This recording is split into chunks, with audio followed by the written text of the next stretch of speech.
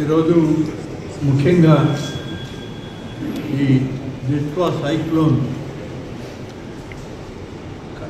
మరి ఏ విధంగా మనం ప్రభుత్వ పరంగా ఈ సైక్లోన్ని ఎదుర్కొనే దానిలో అధికార యంత్రాంగం అంతా కూడా పనిచేయాలి అనేటువంటి దానిలో రాష్ట్ర ప్రభుత్వం గౌరవ ముఖ్యమంత్రి శ్రీ చంద్రబాబు నాయుడు గారి ఆదేశాల మేరకు మనకి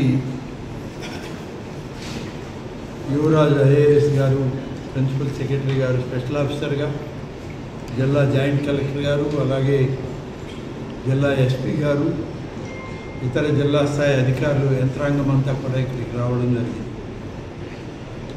మనం దాదాపుగా ఈ సైక్లోన్స్ విషయంలో ఒక 10 నుంచి 15 సంవత్సరాల వరకు గతంలో ప్రతి సంవత్సరం సైక్లోన్ ఎదుర్కొనేవాళ్ళం. కానీ ఇటీవల కాలం సైక్లోన్స్ తగ్గాయి. మళ్ళీ ఒక సంవత్సరం నుంచి సైక్లోన్స్ మళ్ళీ నెల్లూరు జిల్లా పరిధిలో వస్తుందేమో అనేటువంటి సూచనలు, సంకేతాలు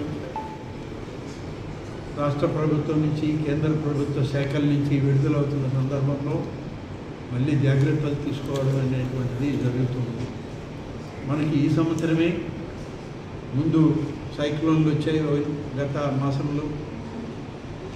అప్పుడు కూడా మరి ప్రిన్సిపల్ సెక్రటరీ గారు రావడం, రివ్యూ చేయడం, జిల్లాలో పెద్ద నష్టాన్ని లేకుండా మనం జాగ్రత్త పడడం, ఇవన్నీ కూడా జరిగాయి.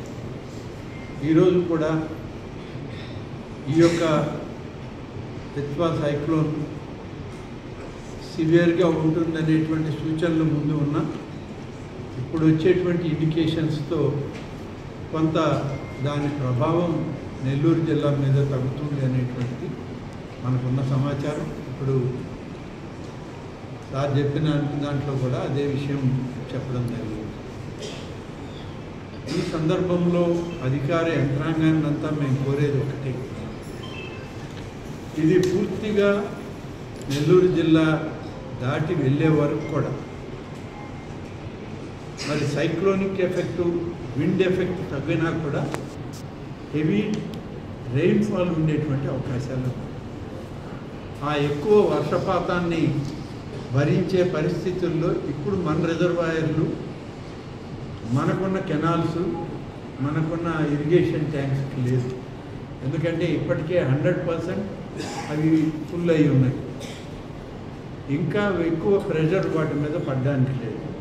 అందుకని ఎక్కడి నుంచి నీరు వచ్చినా వాటిని నేరుగా పెన్నా రివర్ ద్వారా, ఇతర వాగుల ద్వారా సముద్రానికి పంపించేటువంటి మార్గాల మీదనే ఇవాళ అన్వేషిస్తూ ఉన్నాం.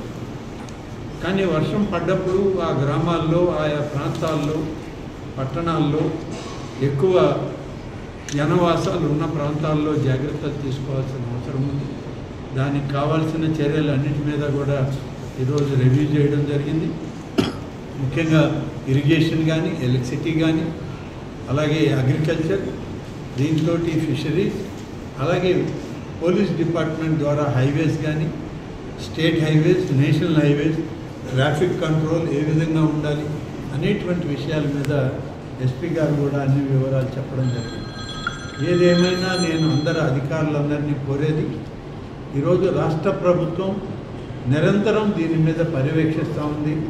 గౌరవ ముఖ్యమంత్రి గారు ప్రతి hourly basis review special officers తోటి, డిస్ట్రిక్ట్ అడ్మినిస్ట్రేషన్ తోటి, జిల్లాలో ఉన్న ఇన్ఛార్జ్ మంత్రులతోటి కూడా ఆయన సమీక్షిస్తూ ఉన్నారు. గడిచిన మాసంలో వచ్చినటువంటి తుఫాన్లు ఎంత ఇబ్బందికరంగా ఉన్నా మనం చాలా వరకు నష్టాన్ని అంచనా వేసుకుంటూ తగ్గించుకోగలిగాం. ఇప్పుడు కూడా అదే పర్యవేక్షణ రాష్ట్ర ప్రభుత్వం నుంచి, గౌరవ ముఖ్యమంత్రి గారి దగ్గర నుంచి జరుగుతుంది. అధికార యంత్రాంగం అంతా సమాయత్తమై రాబోయేటువంటి 2-3 రోజులు ఈ సైక్లోన్ వార్నింగ్ తగ్గి ఇది క్రాస్ అయ్యి వెళ్ళే వరకు కూడా, ఆ తర్వాత ఎక్కువ వర్షపాతం వచ్చే ప్రమాదం కూడా ఉంది. కాబట్టి అన్ని జాగ్రత్తలు తీసుకోవాలి. ముఖ్యంగా ఆరోగ్య పరిస్థితులు, హెల్త్ డిపార్ట్మెంట్, పంచాయతీరాజ్ డిపార్ట్మెంట్ వాళ్ళు ఆ గ్రామాల్లో ఆ గ్రామంలో ఉన్నటువంటి హెల్త్ వర్కర్స్ కానీ, అలాగే పంచాయతీరాజ్ సెక్రటరీలు, పంచాయతీరాజ్ ఆఫీసర్లు అందరూ కూడా ఆ విలేజెస్లో ఎక్కడైతే వాటర్ స్టాగ్నేట్ అవుతుందో నీళ్లు నిలవకుండా చేసి అక్కడ ఎటువంటి మురుగునీరు కూడా గ్రామాల్లో ఉండకుండా మరి ఆరోగ్య భద్రతకు కూడా కావాల్సిన హెల్త్ పాయింట్స్ కూడా అన్నీ చేసుకోవాలని చెప్పి ఇవాళ అధికారులందరినీ కోరుతున్నాం. ఎప్పుడు కూడా ఎపిడమిక్ అనేది రాకూడదు. ఈ సైక్లోన్లో అదొక మేజర్ ఇష్యూ మనకి. ఆ మేజర్ ఇష్యూని మనం ఎప్పటికప్పుడు దాన్ని అటెండ్ అవుతూ ఉన్నాం. ఇప్పుడు కూడా జాయింట్ కలెక్టర్ గారు, అలాగే ప్రిన్సిపల్ సెక్రటరీ గారు, స్పెషల్ కమిషనర్గా ఇక్కడికి వచ్చారు. మనకి సైక్లోన్కి నిరంతరం పర్యవేక్షణ ఉంటుంది. తప్పనిసరిగా ఈ జిల్లా ప్రజలకి ఒక మంచి భద్రతను ఇవ్వడానికి, సైక్లోన్ ఎఫెక్ట్ లేకుండా వాళ్ళని రక్షించుకోవడానికి అన్ని రకాలుగా ప్రభుత్వం పనిచేస్తుంది. ప్రాణ నష్టం కానీ, పశు నష్టం కానీ, ఆస్తి నష్టం కానీ లేకుండా చూడడమే ఇవాళ మా అందరి బాధ్యత. ఆ బాధ్యతను నెరవేర్చడంలో మేము తప్పకుండా పనిచేస్తాం.